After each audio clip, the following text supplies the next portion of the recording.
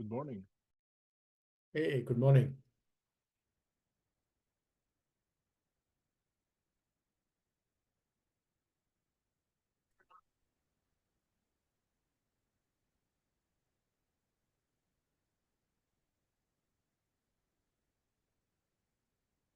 Hi, Rahul. Hey, Anu. Yes. Hey, nice seeing you or Hey, hearing from you. I am doing well. I was at LBNL yesterday and back home. Very good. Any exciting things happening there? It was very good. We had the experience center, the OCP experience center. I met Patricia for the first time, which was probably the highlight. Yeah, I can imagine. Yeah. Yeah.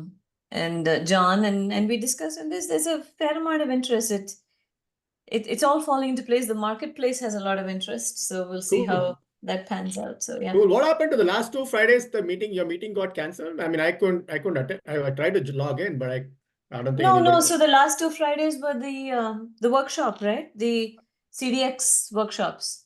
I see. It had a different Zoom. So I think if you hadn't registered, you probably don't get the invite for it. Oh yeah, maybe I must not be on the CDX. I think I definitely wanted to. Yeah. Sorry. Everybody at OCP should have received it. It was on the website. We advertised, I think, pretty well. If you didn't get it, then let us know that we actually didn't do a good job advertising. No, that's okay. No, I mean, maybe next time if you're meeting this Friday, if you just give a synopsis or something, or just post the deck, I'll just take a look. Yeah, no, it was well attended. 2 sessions, 2.5 hours each. The recordings are there, so I can send you the recordings if you know, nighttime want to listen to something fun. Yeah, to go to sleep. Yeah. No, I would prefer if you're putting some deck or something, I can just flash through the deck. Sure. quickly. I think James, who actually conducted both the workshops, is actually collecting everybody's deck, and then we'll put it into a central place. And then you will have access to it. It's all open source, so we'll give you access to it. Appreciate it, Anu.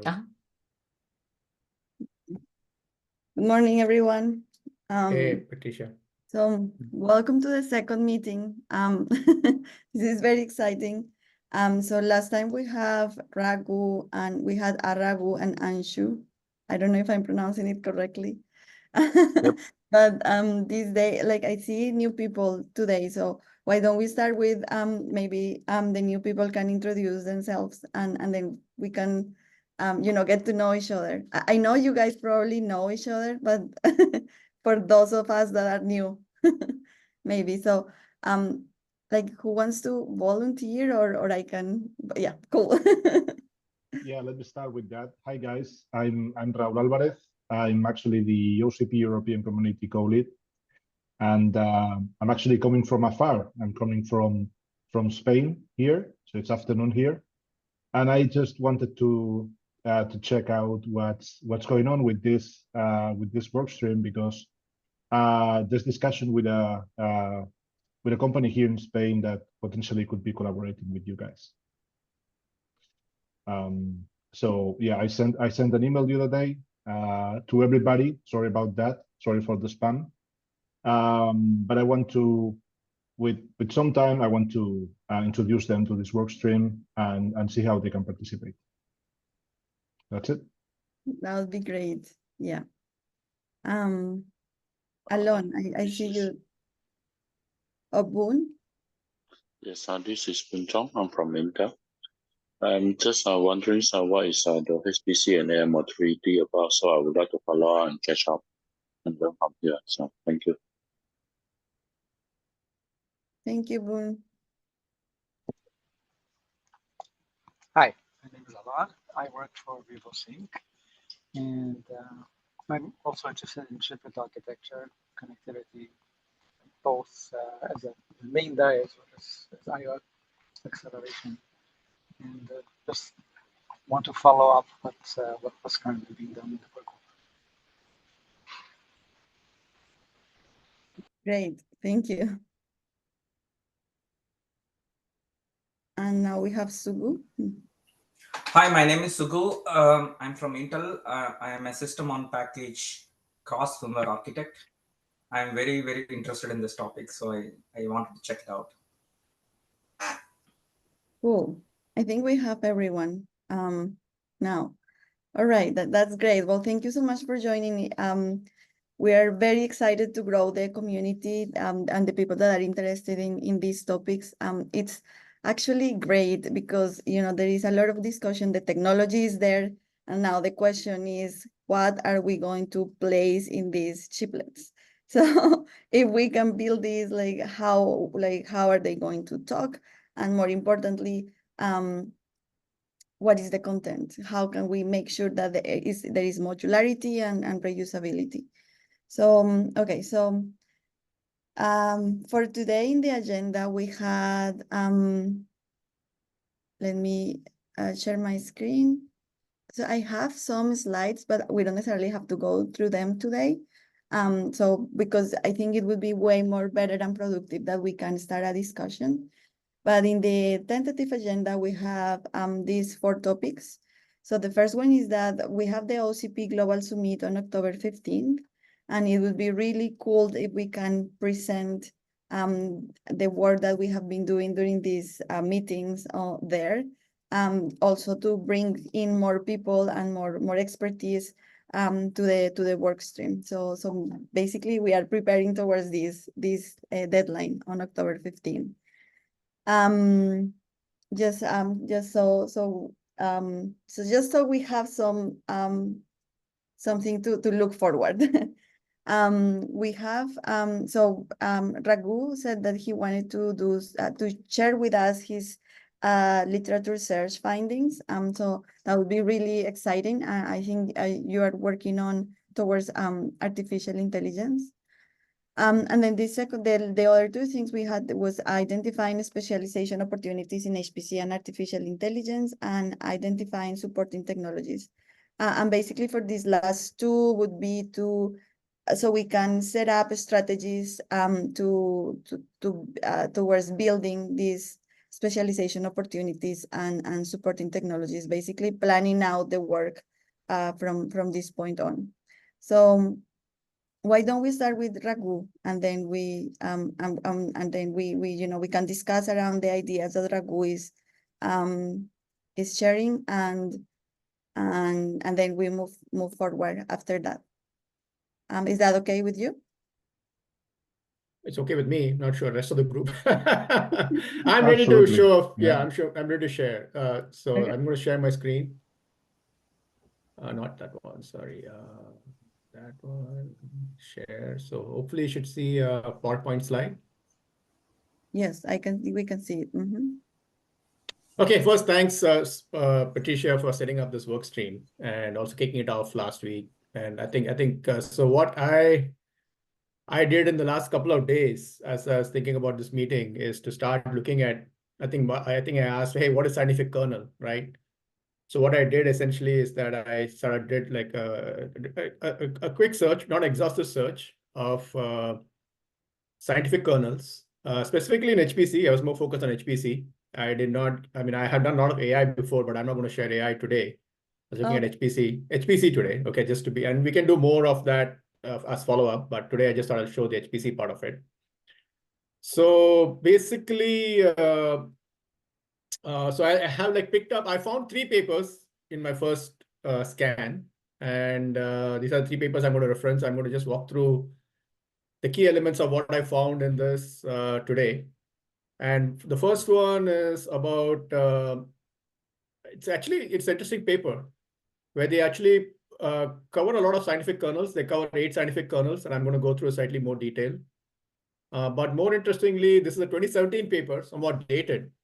But what's interesting out here is that they actually put eDRAM, and I'm going to show you the pictures, eDRAM inside next to the Broadwell x86.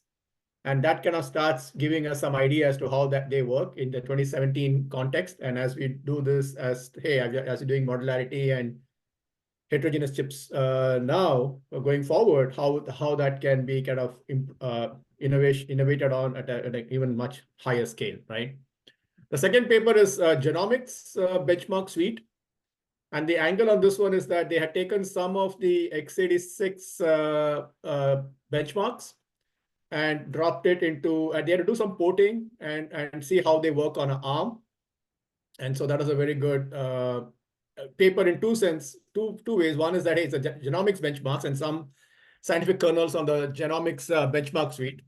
And second is how it works on x86 versus ARM, right? So that was very interesting for me. It's a very new paper, actually. It's March 2024, just dropped, I think, a couple of weeks back or 1 month back. So I saw that, I was very excited. So I just kind of going to give us highlight on that. The last one is performance characterization using on RISC-V. And basically, there also they have picked up another 8 scientific kernels and done the performance characterization and performance analysis and all that on those 4 systems. So I think my objective was to focus more on what the kernels are, and so that'll be keep the focus. And then there's some of the performance analysis that they did, characterization analysis that we did. We can just at least glance over it for now, but as we go through this and we can kind of do it more and more of that as we go in the next few sessions. Okay. So far so good. And by the way, I can send the deck to you, Patricia. So if you don't want to take notes or something, you can let me know. I can send it to you. So essentially, the first one. So I'm going to just cover the first paper first. And they have covered 8 scientific kernels, and they are just ranked it by arithmetic intensity. And I'm going to just cover this in more detail, but I think this visual is a very good visual for me to say that if you look at the arithmetic intensity, that rightmost is where is this DG mem, and I can go through all the details. DG mem is the most intense, followed by Cholesky. FFT falls somewhere in the middle, and then we got some more on the back end. If you look at the order of these transactions, the rightmost are like basically order n and more actually, and the left ones are more like order 1. So this one gives slightly more details in terms of what these are. So if you look at GEM, Cholesky, the top 2, highly intense. If you look at the complexity, there are order like n cubed, and a lot of operations and bytes. I think I'll not cover all the details now, but at least get the kind of big picture as to what the intensity of these scientific kernels are. The next 2 or 3 are the FFT, which is at a kind of n log n. It's somewhere in the middle.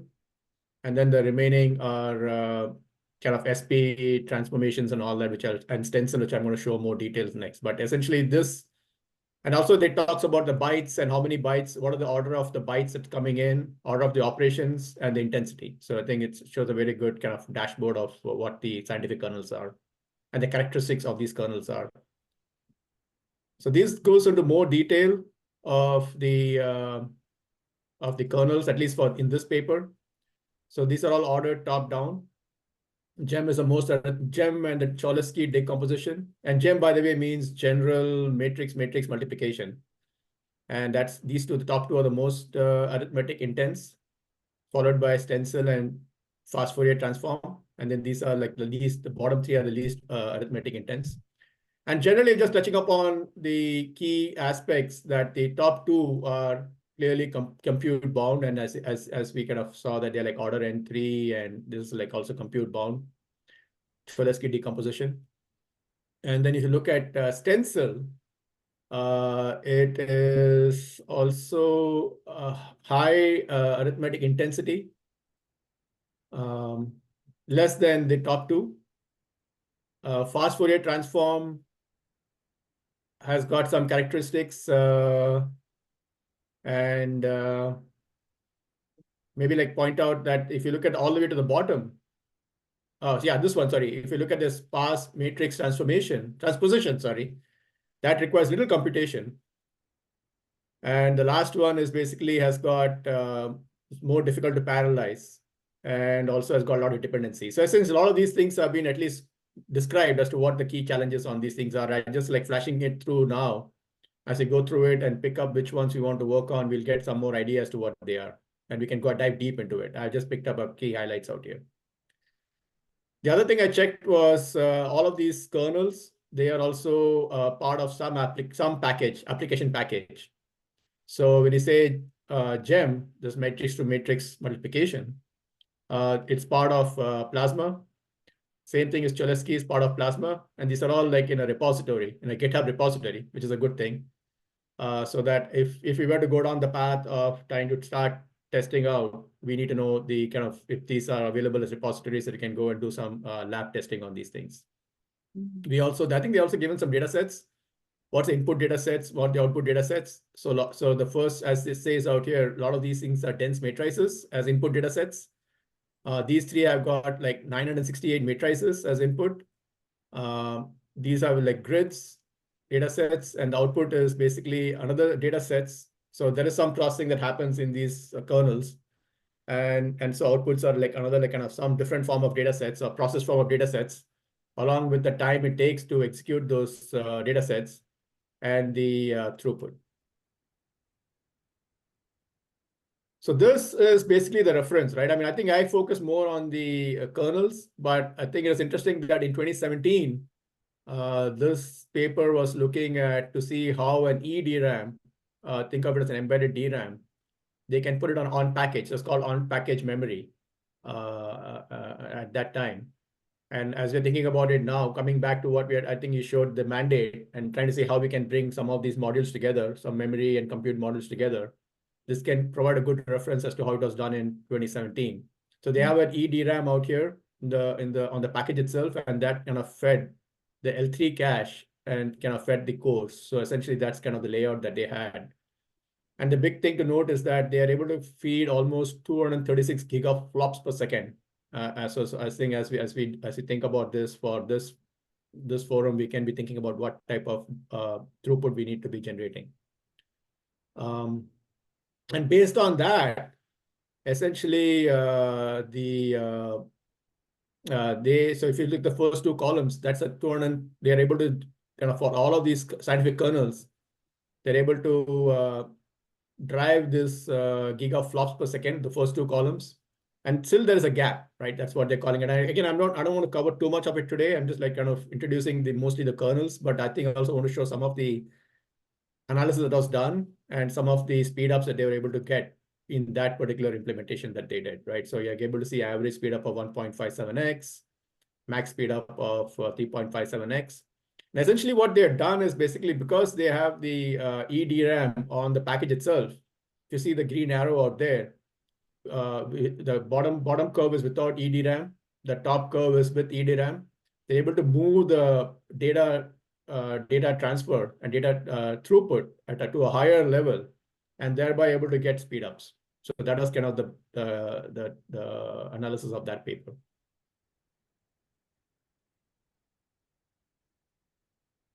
The second paper talks about genomics bench. Any questions for now?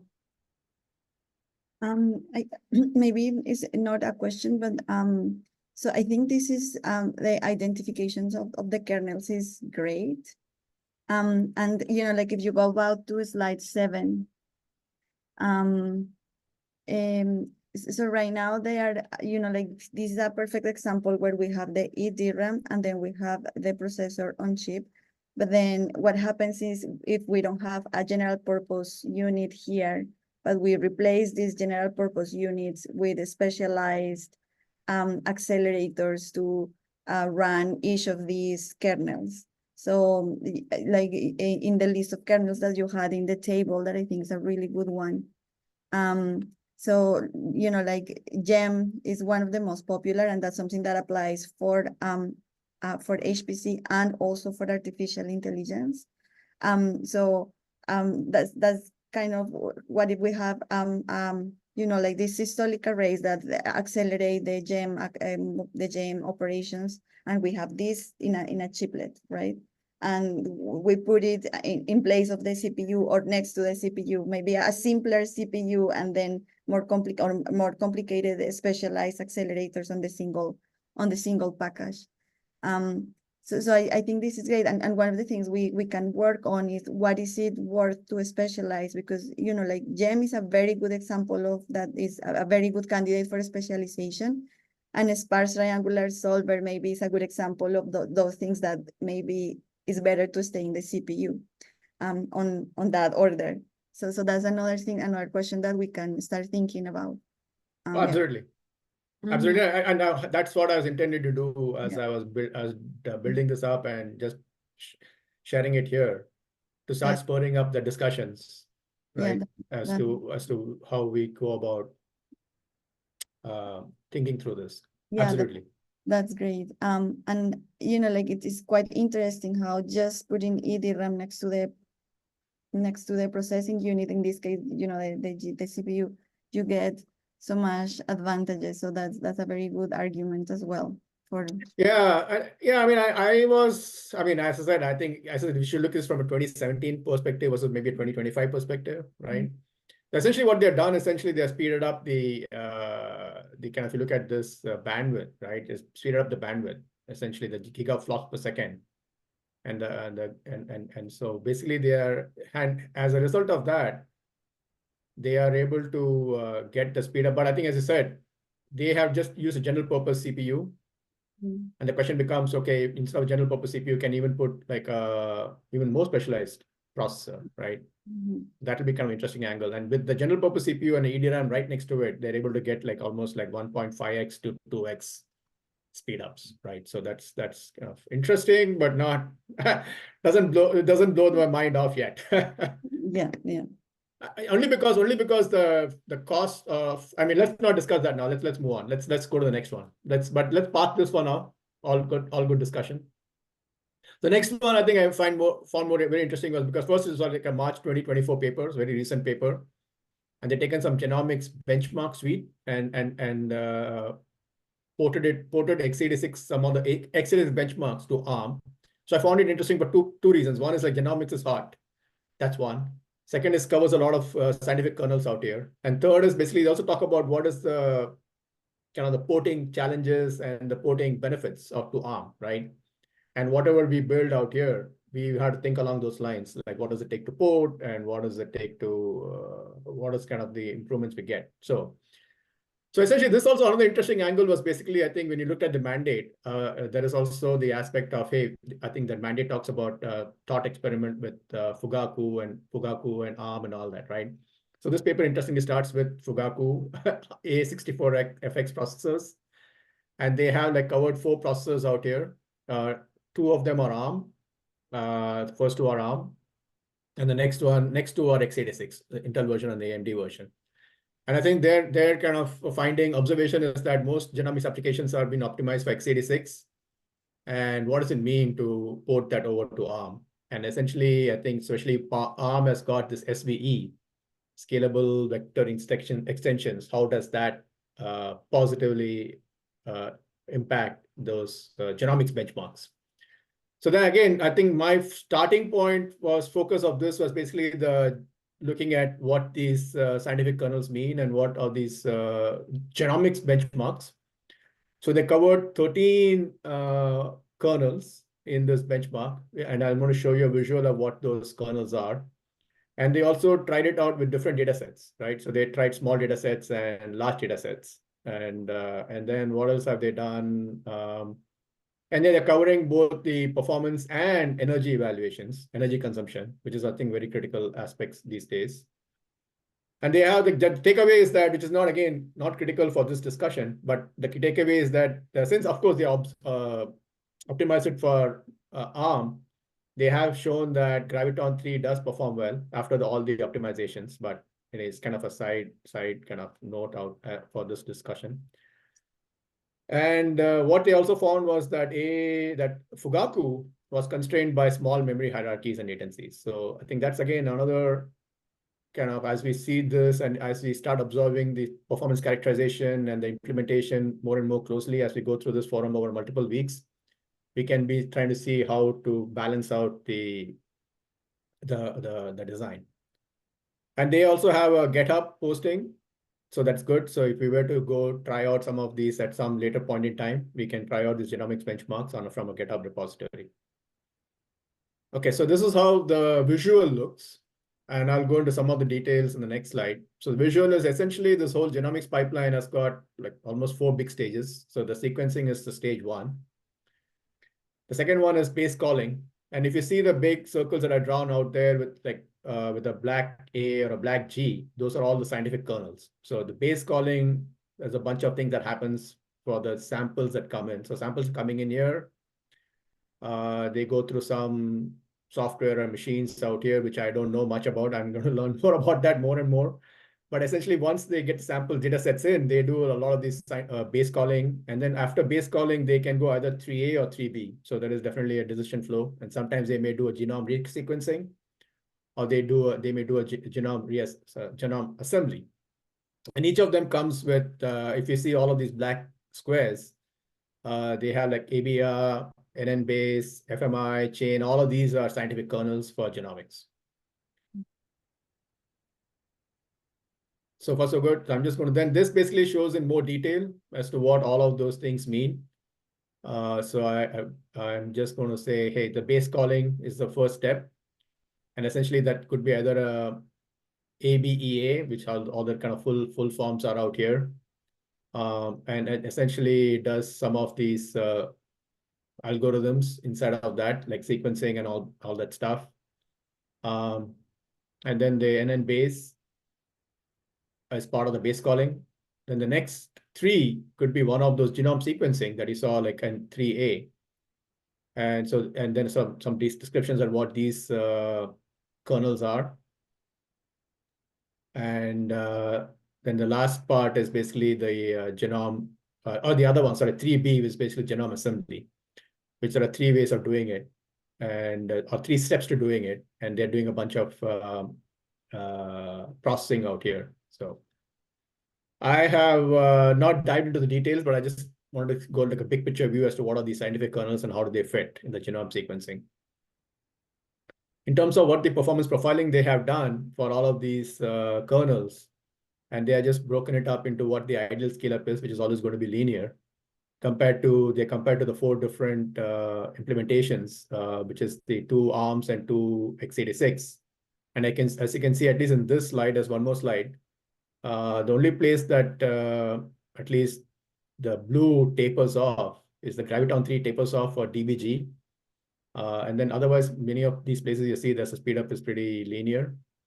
When you go to the next one, these are the remaining of the 6 or 7 kernels. Speed ups, this shows where, so NN base is not, they're not able to get a linear speed up in NN base.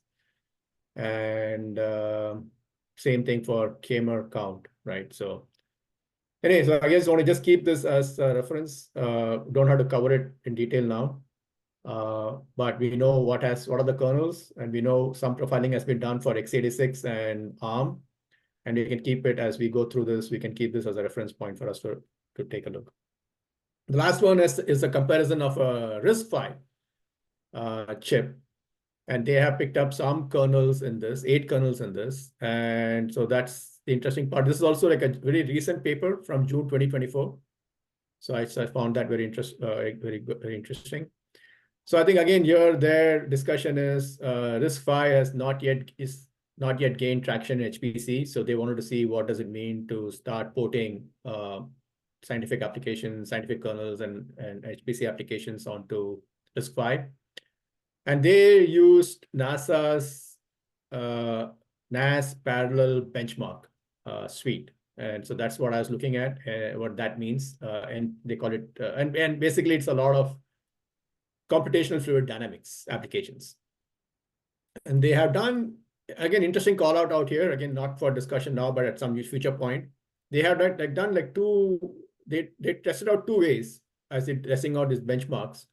One is called OpenMP, which uses shared memory. And the other one is MPI, which does message passing, right? So as we're thinking through our forum, we need to just think about how we are going to be designing these things. And essentially, of course, it's their kind of RISC-V paper. So they're saying, hey, they're able to deliver a lot of performance gains, right? That's one. And then, and they still say that the biggest bottleneck for them is a memory subsystem. So clearly, I think from the first paper and third paper, the kind of memory subsystem and the throughput is very, very critical factors for speed up. So these are the list of the benchmarks, the kernels in the benchmark. 5 of those are kernels. So I mean, we see this fast Fourier transform again out here, but these are some other new ones that I saw, like integer sort, multigrid, embarrassingly parallel, and conjugate gradient, and they are like given descriptions of what those benchmarks are. And then these 3 on the bottom are pseudo applications, which basically combine multiple kernels to provide more complicated workloads. And so they're so these are all the bottom three. So the first and third are based on this beam warming approximation and Gaussian elimination. And the middle one is based on some LU benchmark. So we have that. And lastly, I'm just going to flash up again. This is just more of what they found. At least I just showed two. I'm not showing all of them right now. So the very first two kernels, they found that the very first one, Skylake performs the best because they had large L2 cache. Right? A lot of the data is close to their compute engines. So the blue one is outperforming the other three. Whereas in the multi-grid, AMD is outperforming because they had 8 memory controllers, right? That's the red one, outperform the other 3. It's a pretty good scale up out there. So anyway, that's my findings so far. So any questions, any follow-up that I can do?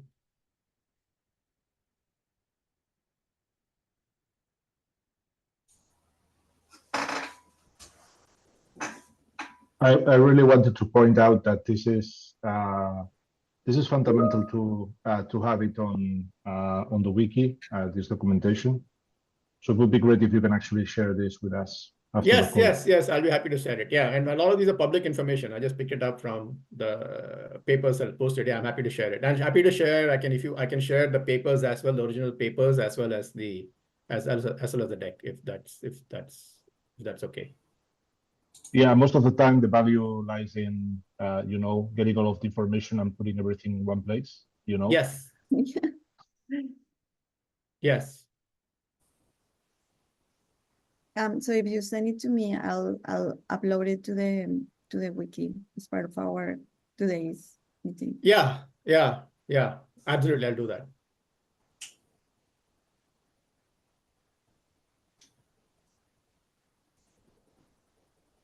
Yeah, so does anyone have any other comment?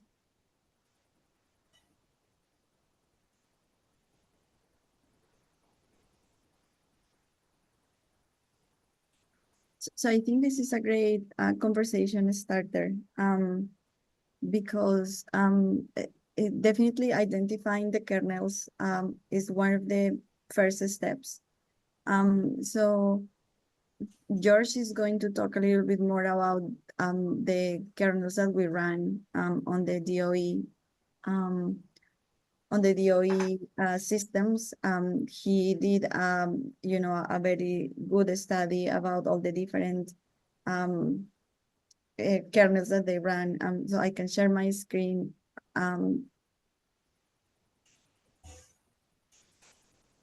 Where he pointed out this as an example.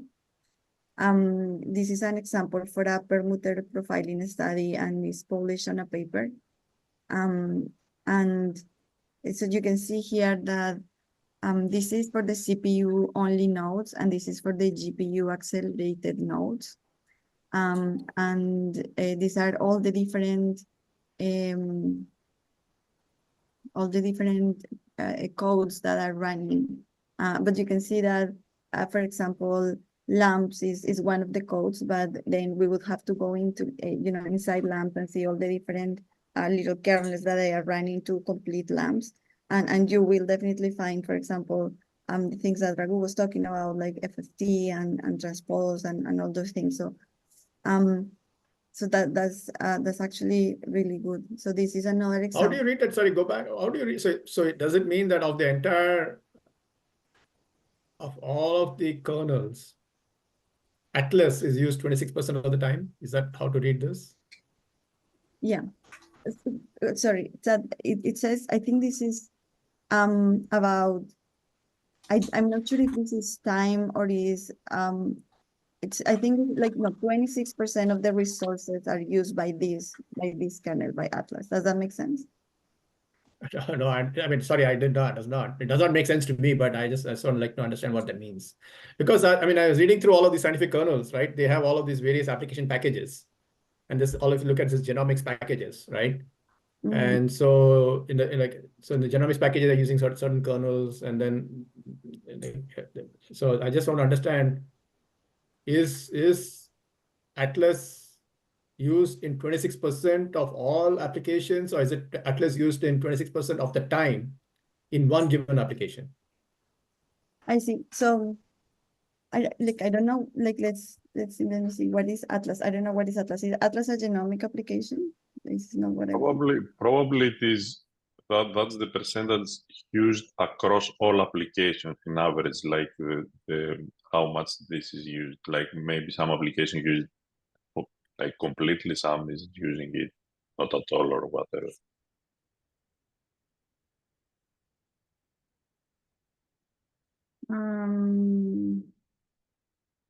Yeah, so I think in this case, if I will have to go and look what is Atlas. I'm not sure what is that. It's actually interesting. They talk about gem out here. Okay. Yeah. So basically, Atlas kernel are used to speed up wide range of codes. So it means that this is pliable kernel. Okay. Used for different for a range of different what is this? For a range of different applications. But so let me go back to these slides. So, for example, I know Espresso. So Espresso is a DFT code, and this is so that means that 2% of the resources are dedicated to Espresso, and but for it is for different applications, and Espresso is using a bunch of different little kernels, so it's doing a bunch of different operations. So I'm thinking that yeah, so for example, what is GROMACS? I think GROMACS sounds familiar.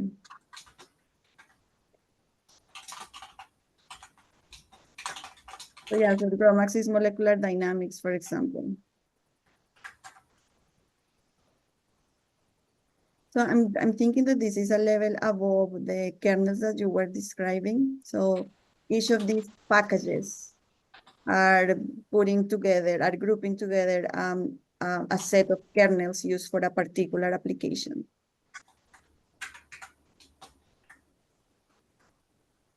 Yeah, I mean, maybe I'll see that link. If you send the link, let me see. Can you that link, that springer.com, can you open that link? The reason I'm asking is because I just want to try to understand, is it like a Atlas and WASP and Python is, I'm not even sure is a kernel. Python, I think, is 5.37. I thought it's just a programming language. Yeah, exactly. It is. So, yeah, so. Okay, just open up that link if you don't mind. I'll maybe send the link in a chat or something. I put the link in the chat. Okay. Yeah, but I'm thinking, is this? Yeah, so George is there, so I'm pretty sure he's going to talk about it when he's back from his trips. So he will be able to answer all these questions.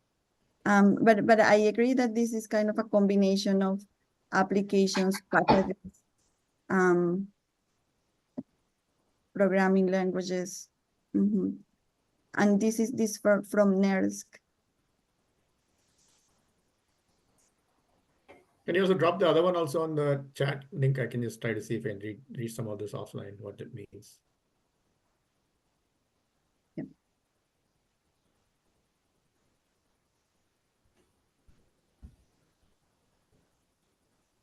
Okay. Just post the description of this figure. Can you say that again? I sent in the chat the description of this figure in the paper. So it's composition of node hours by application. I think what they do is like SLAR, keep some statistics of who's running what. I mean, everyone that's running is kind enough to add some data on what they are running, and then they have some method of collecting that and doing some kind of. They have some math types that they use. It's not like simplistic. It's kind of, they do it in a nice way. Yeah, that makes sense.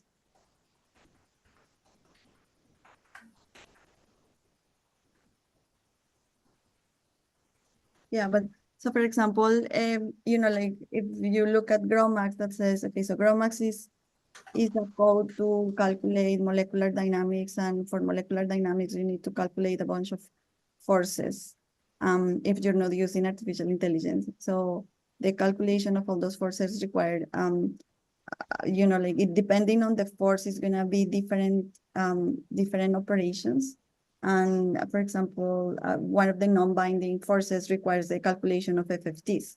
So we know that FFT is gonna be a big part of GROMACS. In a sense.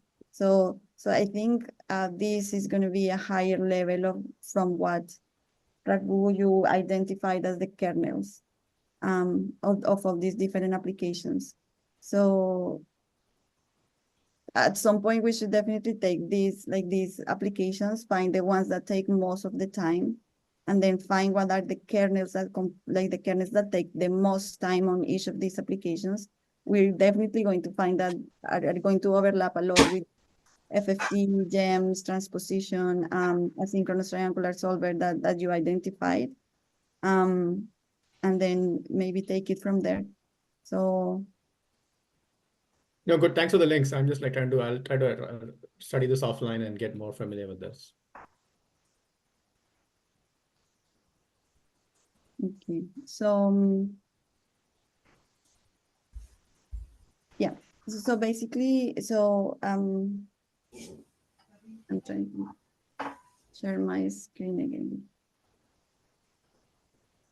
Okay, so I need to cancel this. Okay, so I think we had a really nice discussion led by Raghu about all the kernels and different things that we need to do. So now what we have to find a way to profile the application. So basically, from all these applications that we show in the pie chart, which one is the dominant part of the code, and what kind of computation are we gonna do? And that's kind of what we discussed during the meeting today. So part of it is already there in those tables. So how this is affected with memory bandwidth? How do we assign cores for the applications? So how do you guys suggest that we go about it?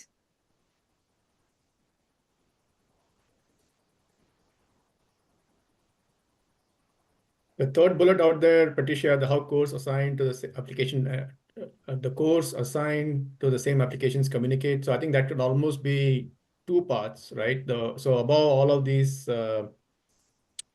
kernels, the data layer can think of as a data plane, right? So that keeps the data in, staging, computation, and data out, right? Above that is a control plane. The control plane, I think we can call it like a control plane or the scheduler, right? How those things get scheduled and based on what the workflows are coming in. So we have to as we're thinking about this chiplets and heterogeneous design, we got to be thinking about both the data plane and the control plane, right? So we need to separate. I mean, we should be doing both, but essentially they can think about it two parts. And then I think the third bullet out there, how are the cores assigned? That's all of the control plane, cores and memory and all of that. That's a control plane. We need to think about that. And how they communicate is almost like a different, almost separate bullet, right? I think, as I said in one of the papers, they can either do shared memory or you can do message passing, MPI, right? So HPC, I think, is very well known for doing MPI because they were all like on different nodes. So message passing was a huge thing not only within the same node, but also different nodes. So that could be a kind of huge area for discussion. Yeah. So I would say data, control, and communication, at least the top three. Then of course there'll be more. Yeah. So control, data, and communication, that makes sense. We have some work on message passing. So it would be nice to explore that because like we have demonstrated that using message passing, bypassing the cache coherency would be very beneficial for accelerators because not all the accelerators need to participate from the cache coherence mechanism that you have in shared memory, right?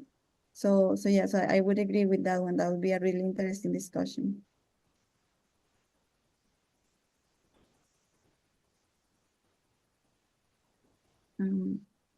Yeah, so basically we need to find a way to start kind of getting all this information from for all these different kernels.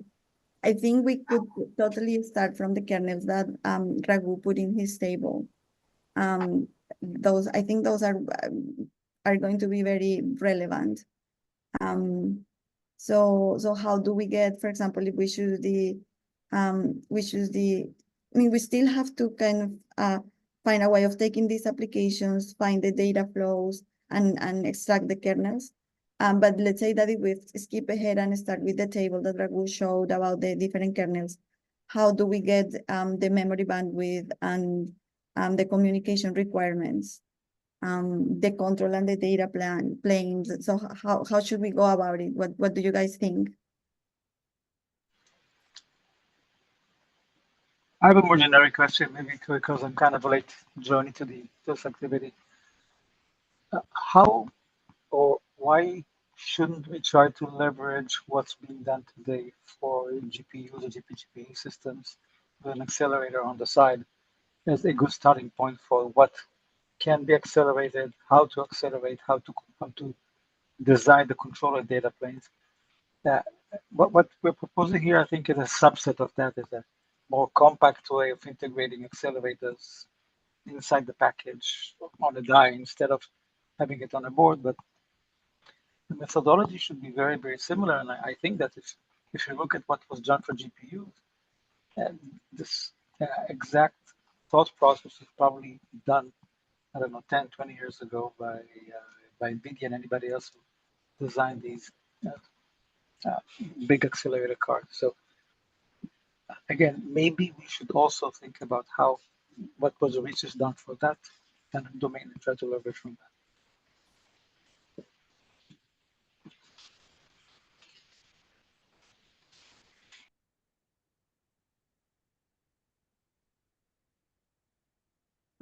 Yeah, so I would like to hear what everyone else here thinks about it, but I would agree that the GPU is kind of the first example of acceleration. So it's definitely a pioneering, and we should, it's a good way to look at it. I would say it's a valid methodology. Yes, so I don't know what else. So Patricia, would that be easy to find that data? Is that all openly published data, all of the requirements that you have, the control path, data path, memory bandwidth? Is that, I understand NVIDIA has been doing this for a long time, but is that accessible, the information? I have seen the NVIDIA H100 layouts and all that. So I mean, in the kind of publicly, I mean, not public information, right? So they put all the spec sheets. Yeah, in public, exactly. Yeah, in public. So I can, Anu, if I can, I'm okay to just, since I already seen it, I'm already seeing it, I'm already reading through it. I'm happy to bring that up next time as, again, just as a discussion item to say, hey, this is what I kind of absorbed, and see where we can leverage some of the what NVIDIA has done in the last 5-10 years, right? So yes, I mean, definitely we should look at best practices. I agree, we should look at best practices, what is already happening in the industry. Yeah. And then the question becomes, what does this, I mean, if our mission and goal for this forum is to say, hey, what value add or what more quantum improvement that heterogeneous packaging brings to the table, I think that's how I'm seeing this. And so I think, and Patricia, let me know if you think differently, but I would like to understand how this all fits together. No, I think this is great. So that's your homework for next week. If you can take a look at those NVIDIA information, that's great. So we have 10 minutes left. So what I was going to propose, I don't know if everyone agrees, is that if we kind of divide the kernels that Raghu showed, and then each of us take one of those and try to understand the memory bandwidths and the data plane and the control plane for each of those little kernels. Just maybe looking at literature, and if you have the ability, running. Running them, like, I don't think it's necessary, but just if you already run it and have the ability to run it in some profiling tool. But I, for example, won't be able to do it for next week, but I can take one of the kernels and study them. So is everyone kind of has the time, like the bandwidth to take a look at one of these kernels? Might be good to like at least so that people don't pick the same kernel. It might be good to just kind of. Can I add a small comment? Excuse me, Yes. Patrice. Can I add a small comment about the discussion now about the GPUs? So the GPUs, which can be part of an heterogeneity platform, but it's also that they can be very good at some applications and they can be very bad at some applications. So based on that, maybe it's also of interest to see the bad applications and how we can fit accelerators and chiplets for that as well. Like a chiplet can be a GPU-like thing and something completely different as well to leverage for when GPUs goes bad. So just as a thought on that. So I don't know if I understood correctly the GPU original question, but I think it's a point to see it that way. Okay. Yeah, no, I think that makes sense. So I think the way Alon was suggesting to use GPU is use it as the GPU as an example of how do we understand the data flow, the control flow, how we, like the thought process that they went through to use it as an accelerator attached to the CPU. So I think that's a great that's a great idea as well. So we should look. Yeah.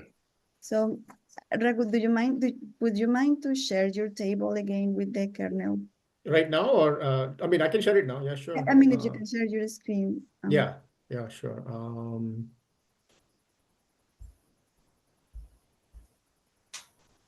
One second. I think I may have closed it. 1 second. Yeah.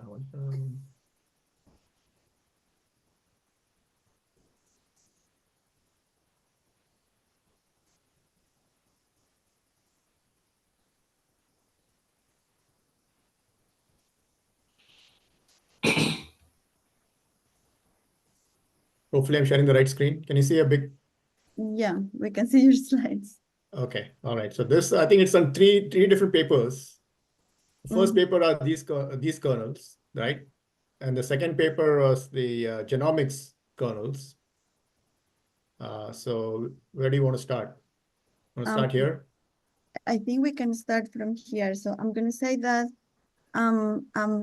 we're going to have someone later on talking about FFT and maybe stencil, so we can leave those out. But like, does anyone here have any interest of or experience taking up any of these kernels for further study?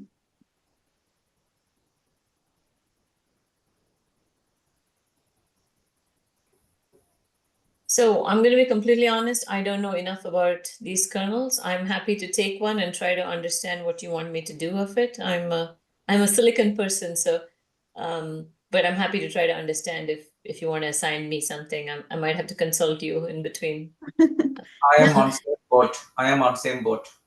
Yeah, no, I mean, I think that would be great. And basically what we need to do with this is, so, okay, so if we like, so maybe, can I share my screen? Oh yeah, sure. Let me stop sharing this. 1 second.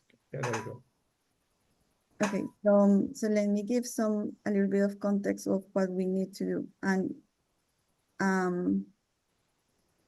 yeah, so basically what we want to do is that we want to, if we have these different chiplets, right?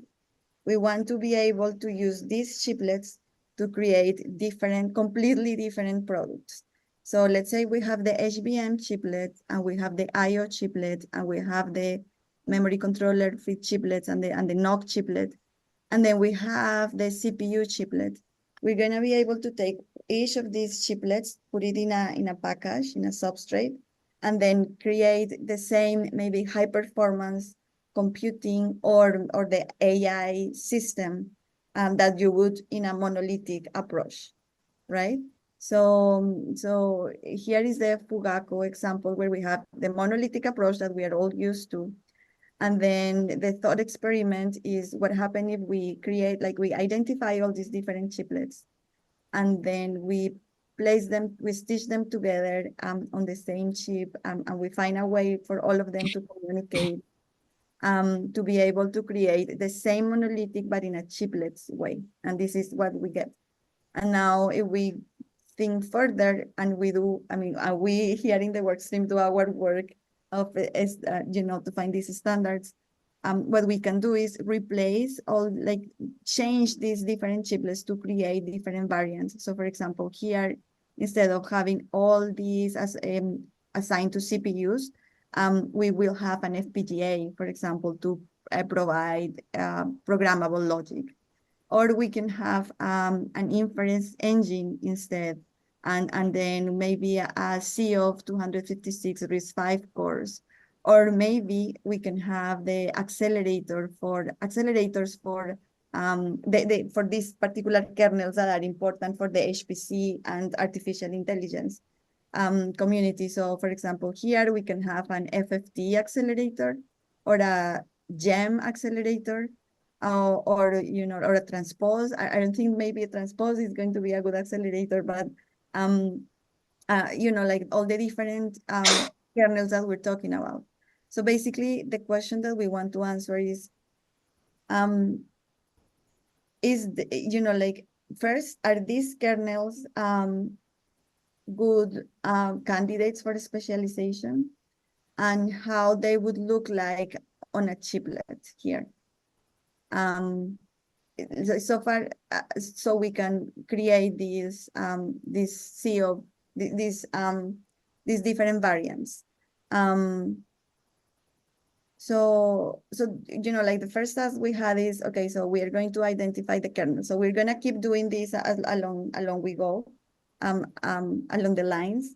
But we can start maybe thinking about, like, okay, so if I take, let's say I'll take the FFT accelerator because I've seen it and I have some experience with it.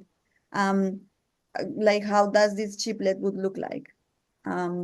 So like the bandwidth that I need to put into this chiplet, the input and output bandwidth, the control, how would they communicate? That's basically it. That's basically what we need. Maybe understand a little bit the kernel such that we can have those metrics. Does that make sense? Yeah, no, I think you make sense. The only question is, how do you get this information? Is that freely available on, like, so he had AMD EPIC something, right, Raghu? So all of that is public information? Yeah, all that I shared is all public. So I said, I'll send the deck and all the papers. Okay, so we can refer to those papers and we should be able to get, okay, got it. As long as you may want, but I think to go to the next level that Patricia is suggesting, right? Pretty much I need to build what I would, I'm just rephrasing it as like, kind of, how does the data flow look like? Yeah. What's the input data coming in, like format and size, yeah. right? And what's the processing happening? Is it multiply adds or multiplies, or, you know, all those? It's a little bit fuzzy for me, frankly. Yeah. And what is the output? How does the output look like, right? Again, the data set size, format, and all that, right? So that if you can just do the data flow, just like 3 blocks, if you can even break down each of these kernels into 3 blocks, data in, processing, what processing happens, data out, I think we'll be a little bit further along as we go through this, right? And we don't have to worry about the control plane. How about that, right? Let's not worry about the control plane for now, because that can be complicated, but we can just talk about the data plane. What are the bandwidths required? And we should also think about in terms of which areas are parallelizable, right? Yeah. So it's almost like a vector machine we are building essentially. So hopefully that will just give enough for us to think through this and come back. Yeah, I think just memory bandwidth and and a little bit of information is more than enough for next week. Next week or 2 weeks from now? I don't know. I thought it would be 2 weeks. For next meeting, 2 weeks. Yeah. Okay. So I think we ran out of time. So I'll put up the slide on the wiki, and then just look for the kernel that you think is interesting, and then look at it. Like, don't spend much time on it. Just identifying the memory bandwidth, I think, is a good task. And we'll be able to discuss, do we have a chance to discuss so that we don't pick the same one? Not that it's bad to pick the same one, but, you know. Actually, Patricia, if you don't mind, just post it in a kind of You a assign, Word file, just- yeah, right, and people Yeah, can just just sign assign up. and then we'll figure it out. Okay, so if you guys are Okay. fine with me assigning, Put it like, I don't know if Yeah. Google Docs cannot, Google Docs, you can just put a table and say, hey, these are the kernels, and just put a name. And so, as you either can assign it, or people can just say, hey, I like that, I'm just going to sign up for it and look into it some more, right? So, Yeah, actually, it can be editable, and we can add our names next to the kernels. yeah, just put the name, just put kind of the names to the We, next. we as a will one fight column. who puts their name first. Yeah, first come, first serve, right? All right. Who Bye, guys. who takes the good algorithm? Bye. Thank you. All right, Yeah. bye. guys, Okay, bye. bye. Bye.